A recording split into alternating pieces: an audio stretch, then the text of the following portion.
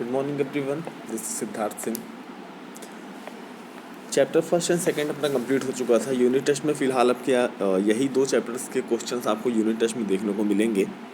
कुछ क्वेश्चंस या कुछ एमसीक्यूज़ आपके इन बिटवीन हो सकते हैं, तो उसके लिए कोशिश ये है कि इसको एक बार अपन रिवाइज़ कर लें। रिवाइज़ इस तरह से कर लेंगे कि कुछ मेन पॉइंट्स जो आपके इस चैप्टर के होंगे हम उसको रीड कर लेंगे और उसको हम एक अलग तरीके से समझा देंगे। इक्वलिटी के ऊपर पूरा चैप्टर बेस्ड है। कांता की स्टोरी से ये चैप्टर स्टार्ट होता है। कांता की स्टोरी भी क्या था ये आप सबने देख लिया है, पढ़ लिया है। ऑन इक्वलिटी का मतलब होता है समानता।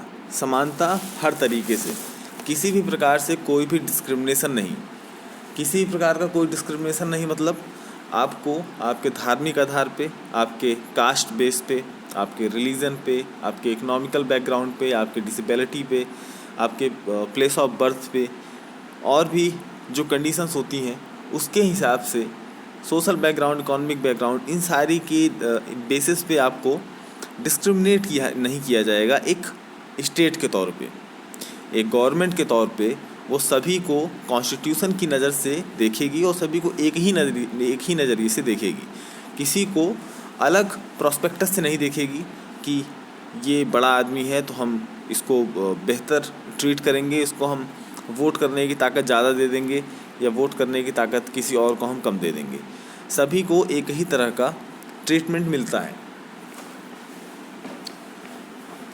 फंडामेंटल राइट्स गवर्नमेंट ने प्रोवाइड करा के रखे हैं और फंडामेंटल राइट्स आपके 6 होते हैं। पहले 7 होते थे, फिर उसको घटा के 6 कर दिया गया था। एक फंडामेंटल राइट को हटा दिया गया था, राइट टू प्रॉपर्टी को हटा दिया गया था और उसकी जगह पे आज फंडामेंटल राइट्स आपके 6 हैं। फंडामेंटल राइट्स जो कि कॉन्स्टिट्यूशन से हमको मिलते हैं और उसका वायलेशन कोई भी कर नहीं सकता है, ठीक है। फंडामेंटल राइट्स हमको कॉन्स्टिट्यूशन की तरफ से प्रोवाइड किए जाते हैं और उसका वायलेशन कोई भी गवर्नमेंट नहीं कर सकती है, एक्सेप्ट जबकि देश में इमरजेंसी न लगी हो। अगर देश में इमरजेंसी लगी है तो आपके कुछ फंडामेंटल राइट्स अपने आप डिसॉल्व हो जाते हैं और जैसे ही आपका इमरजेंसी ख़त्म होती है, इमरजेंसी ख़त्म होने के तुरंत बाद आपका फंडामेंटल राइट्स आपके दोबारा से एक्टिव हो जाते हैं। ओके, तो जो फंडामेंटल राइट्स हैं उसी में आपका राइट टू इक्वलिटी भी है। राइट टू इक्वलिटी को कहते हैं अपन, इक्वलिटी को हम समानता कहते हैं, है ना। समानता का अधिकार, समानता का अधिकार से मतलब है, जैसे मान के चलिए कोई पब्लिक प्रॉपर्टी है। पब्लिक प्रॉपर्टी में आपका चाहे रेलवे हो, चाहे वो पब्लिक हॉस्पिटल हो, चाहे वो पब्लिक रेस्टोरेंट हो, चाहे वो पब्लिक पॉन्ड हो, है ना, चाहे कोई तालाब हो, नदी हो या कोई शॉप हो, तो मॉल हो, बस स्टैंड हो, ओके, ऐसी जो भी जगहें हैं, होटल, शॉप्स जो भी हैं, ग्रॉसरी स्टोर्स हैं, पॉइंट्स हैं, तो इस पे आपको किन बेसिस पे जाने से रोका नहीं जा सकता है। आपका धर्म क्या है, आपकी जाति क्या है, आप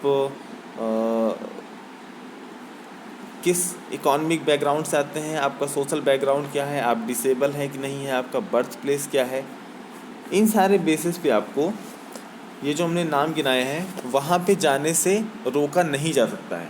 कोई भी व्यक्ति, जैसे मान के चलिए कोई होटल है वो पब्लिक होटल है, उसमें सभी लोग जाके लंच कर सकते हैं, डिनर कर सकते हैं, या फिर अगर वहाँ पे अगर शॉपिंग की व्यवस्था है तो वहाँ पे आप शॉपिंग कर सकते हैं। कोई भी वहाँ पे शॉपिंग कर सकता है। लेकिन अगर वहाँ पे किसी व्यक्ति को, जैसे मान लीजिए मैं ही हूँ, अब मैं हूँ और मेरा इकोनॉमिक बैकग्राउंड बेहतर नहीं है, तो मुझे अगर इस बेस पे रोका जाता है, वहाँ पे राइट टू इक्वलिटी का अधिकार है मेरे पास, लेकिन अगर मुझे इस बेस पे रोका जाता है कि आपका इकोनॉमिक बैकग्राउंड अच्छा नहीं है, इकोनॉमिक बैकग्राउंड अच्छा नहीं है मतलब कि आप बहुत ज़्यादा अमीर नहीं हैं, लोअर मिडिल क्लास में आप आते हैं, और इस बेसिस पे अगर मुझे वहाँ रोका जाता है तो ये मेरे साथ क्या हुआ, ये मेरे साथ हुआ इनइक्वलिटी, मेरे साथ असमानता का व्यवहार हुआ।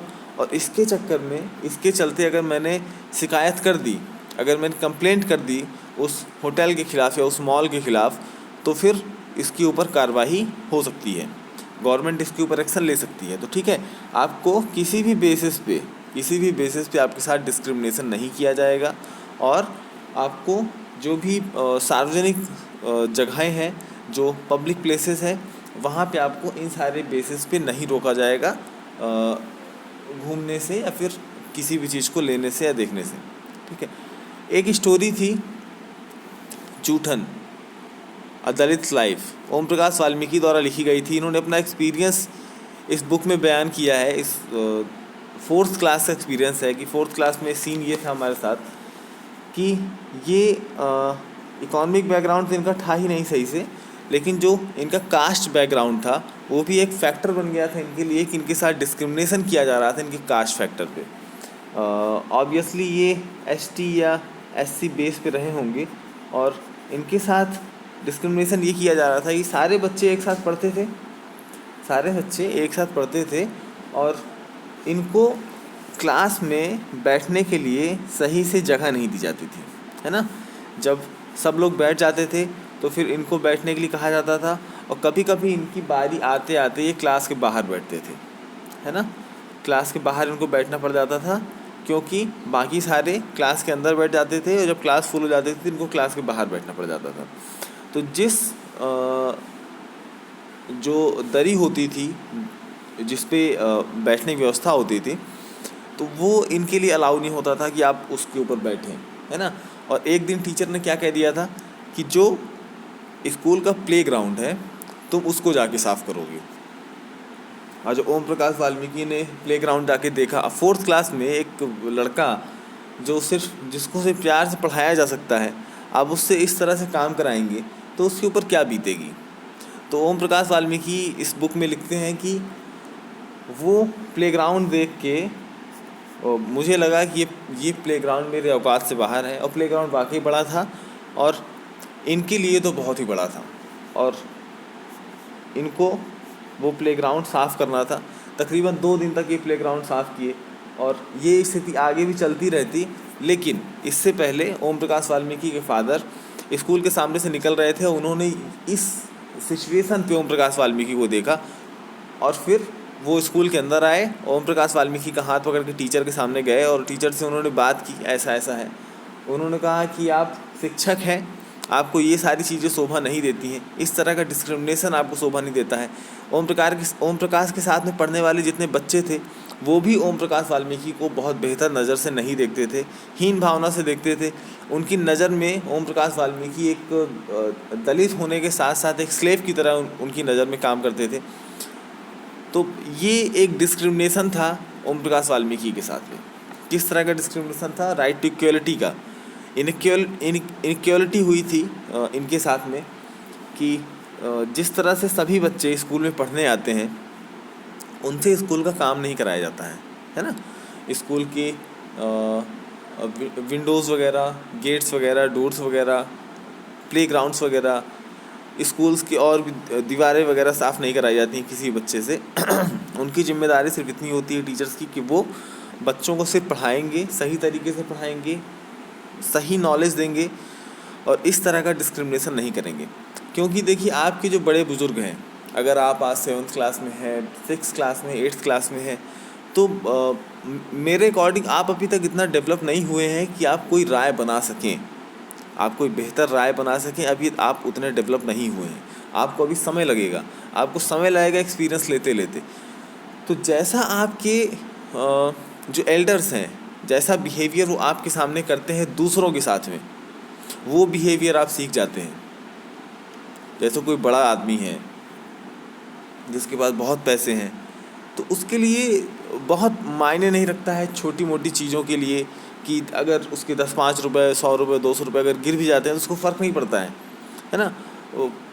किसी चीज़ में अगर कोई उससे ज़्यादा पैसा ले भी रहा है तो उसको कोई दिक्कत नहीं हो रही। तो उसके जो घर के बच्चे होंगे वो क्या सीखेंगे? उसके घर के बच्चे यही सीखेंगे ना कि 100-200 रुपये की कोई वैल्यू नहीं होती है ना। जैसा आपके एल्डर्स करते हैं वैसा ही आपके बच्चे सीखते हैं। अगर आपके घर पे अगर आपके कोई माता पिता हैं या कोई भी है, और अगर वो इस तरह का बिहेवियर करते हैं जैसे ओम प्रकाश वाल्मीकि के साथ में किया गया है, अगर वो इस तरह का डिस्क्रिमिनेशन करते हैं तो आप क्या सीखेंगे? आप भी यही सीखेंगे कि अगर घर वाले डिस्क्रिमिनेशन कर रहे हैं तो ये जायज़ है, वो कर सकते हैं तो हम क्यों नहीं कर सकते हैं। सेम चीज़ अंसारी फैमिलीज़ के साथ में हुई थी। अंसारी फैमिली एक बहुत बड़ी सिटी में घर लेने आए थे और उन्होंने जब घर लेने के लिए सोची तो जो ब्रोकर था वो उनको कई सारे प्लॉट्स दिखाने ले गया। एक प्लॉट उनको पसंद भी आ गया, एक फ़्लैट उनको पसंद आ गया। अब फ्लैट पसंद आ गया तो उन्होंने लेने की सोची, लेकिन जब लैंडलॉर्ड ने जैसे ही नाम सुना कि ये फ्लैट लेने वाले का नाम अंसारी है, तो उन्होंने फ़्लैट देने से मना कर दिया। और उन्होंने रेफरेंस क्या दिया, एक्सक्यूज़ क्या दिया कि हम किसी भी नॉन वेजिटेरियन को यहाँ पे फ़्लैट नहीं दे सकते हैं। रीज़न कुछ और था। रीज़न ये था कि अंसारी फैमिली एक मुस्लिम फैमिली थी और वो एक मुस्लिम फैमिली को फ़्लैट नहीं देना चाहते थे। अब रीज़न उनका कुछ भी रहा हो, लेकिन ये किस फंडामेंटल का वायलेशन है? ये राइट टू इक्वलिटी के फंडामेंटल राइट्स का वायलेशन है, क्योंकि संविधान में कहा गया है कि आपके जाति, धर्म, नाम के बेसिस पे आपके साथ डिस्क्रिमिनेशन नहीं किया जा सकता है। तो इसी तरह से अंसारी फैमिलीज़ ने कई सारे फ्लैट्स देखे, सभी ने कुछ ना कुछ एक्सक्यूज़ दे के उनको फ्लैट देने से मना कर दिया। अंत में जो ब्रोकर था, ब्रोकर ने क्या कहा कि आप अपना नाम चेंज करके मिस्टर एंड मिसेस कुमार कर दीजिए, तो आपको आसानी होगी फ़्लैट मिलने में। लेकिन ये चीज़ उनकी डिग्निटी के लिए सही नहीं था। भाई, आप जिस नाम के साथ प्राउडली जी रहे हैं और फिर उस नाम के साथ कुछ दिक्कत हो जाए और आपको कोई कहे कि आप इस नाम को चेंज करके दूसरा नाम रखिए, लेकिन आपके साथ आपका उस नाम के साथ गौरव जुड़ा हुआ है, तो स्वाभाविक सी बात है कि ये हमारी डिग्निटी का सवाल है, ये हमारे सम्मान का सवाल है कि हम ऐसा क्यों करें। हमको इसी नाम के साथ जीना है और इसी नाम के साथ हमको सारी सुख सुविधाएं चाहिए और सभी लोग इसी नाम से हमको जाने। तो उन्होंने ये करने से मना कर दिया, लेकिन महीने 1.5 महीने बाद उनको बहुत मुश्किल से एक फ़्लैट मिला, जिन्होंने उसके नाम के ऊपर ध्यान न देते हुए उनको फ़्लैट दिया। तो इस तरह का डिस्क्रिमिनेशन राइट टू इनइक्वालिटी का जो राइट टू इक्वलिटी का है, वायलेशन किसके साथ हुआ? अंसारी फैमिलीज़ के साथ में भी और ओम प्रकाश वाल्मीकि के साथ भी। ओके, आगे बढ़ते हैं।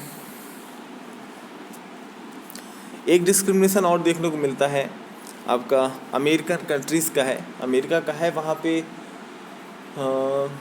जो अफ्रीकन अमेरिकन्स थे उनके साथ में ये डिस्क्रिमिनेशन देखने को मिलता है। हुआ ये था कि अमेरिका में जैसे पहले के टाइम पे जब अमेरिका आज़ाद नहीं हुआ था, उस टाइम की बात है, जब वहाँ पे ब्रिटिशर्स का राज हुआ करता था, उस टाइम की बात है कि जो अफ्रीकन्स होते थे, ब्रिटिशर्स अफ्रीकन को अमेरिका में लाते थे। जो गरीब होते थे, जो गरीब जो अफ्रीकन्स होते थे, उनको अमेरिका में लाया जाता था, उनसे काम कराया जाता था, एक बंधुआ मजदूर की तरह, एक स्लेव की तरह। स्लेव की तरह मतलब बिना पैसे दिए, बिना मजदूरी दिए, सिर्फ एक वक्त का खाना देके और उनसे काम करा लिया जाए, और वो ना ही कोई सवाल कर पाए, ना ही उनके पास कोई इक्वलिटी हो सवाल करने की, ये सारी चीज़ें। तो अमेरिकन्स यही देखते देखते बड़े हुए थे कि जो अफ्रीकन अमेरिकन्स हैं वो सिर्फ़ और सिर्फ एक स्लेव की तरह यहाँ पे काम करते हैं। ओके, सिर्फ़ और सिर्फ एक स्लेव की तरह यहाँ पे काम कर सकते हैं, उनके लिए कोई भी फंडामेंटल राइट होना ठीक बात नहीं है। ओके, तो उनके साथ बिहेवियर भी यही किया जाता था। जब अमेरिका आपका आज़ाद हो गया था 1773-74 में, तो उसके बाद जब धीरे धीरे अमेरिका में कॉन्स्टिट्यूशन बनना स्टार्ट हुआ था, उस कॉन्स्टिट्यूशन में अफ्रीकन अमेरिकन को उतने राइट्स नहीं दिए गए थे, क्योंकि उनका मानना यही था कि अफ्रीकन अमेरिकन सिर्फ एक स्लेव की तरह यहाँ पे रह सकते हैं और उनसे सिर्फ बंधुआ मजदूरी ही कराई जा सकती है। तो धीरे धीरे स्थिति में आपका बदलाव हुआ, लेकिन 1950s में आपका इस चीज़ के लिए विरोध होना स्टार्ट हो गया था। तो एक लेडी थी, उन्होंने सबसे पहले विरोध किया था इस चीज़ का। रोल ये था कि अगर कोई बस है तो बस में अगर बस खाली है तो फिर भी जो आपकी अफ्रीकन्स हैं वो बस की सबसे लास्ट वाली सीट पे बैठेंगे। लेकिन अगर बस भर रही है और वहाँ पे अगर कोई अमेरिकन बैठना चाहता है तो आपको अपनी सीट छोड़नी पड़ेगी उस अमेरिकन के लिए। ओके, तो होता यही था, सबके साथ ही होता था। लेकिन अचानक से एक दिन हुआ ये कि एक लेडी जो कि अपने काम से थक के आ रही थी और उसको अमेरिकन ने कहा कि सीट छोड़िए और पीछे जाइए।